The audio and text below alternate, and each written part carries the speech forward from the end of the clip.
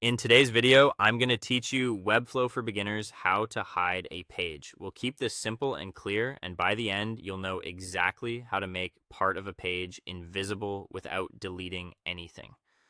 This approach is great when you want to temporarily remove a section from view while you work on it, or when you need a page to load blank for visitors, but still keep the content in your project for later. Start by opening your Webflow project and heading into the designer. Make sure you're on the page you want to affect and that you're looking at the main canvas where your content sits. If you're in the editor, switch over to the designer so you can access all the styling controls we'll use. Next, click the section you want to hide. This could be a hero, a feature block, a footer, whatever you don't want visible on the published site. If it's hard to select on the canvas, open the navigator panel and choose the section there. A good habit is to confirm you've selected the top level section and not just a text block or image inside it. You can verify this using the element breadcrumb at the top of the canvas.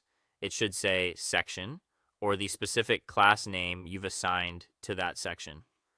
With the section selected, look to the right-hand side and make sure you're in the Style panel. This is the paintbrush icon. The Style panel controls how elements look and behave, and it's where we'll adjust the visibility. In the Style panel, find the Layout section and locate the display setting. By default, sections are usually set to block.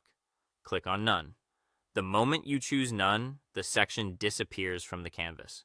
That's intentional. You've just applied the CSS display None property, which completely removes the element and everything inside it from the layout and from the published site. It won't take up space, it won't be accessible to visitors, and it won't be visible until you turn it back on. A couple of tips to keep in mind. If you need to bring the section back later, reselect it in the navigator and change display from None back to the appropriate value, such as block or flex, depending on how you originally styled it. Preview your page to confirm the section is gone, and when you're ready, publish your site to push the change live. If your aim is to effectively hide a page, hiding its main top-level section will render the page blank to visitors, while keeping your content safe inside the designer. That's all there is to it. Clean, reversible, and reliable. Great job.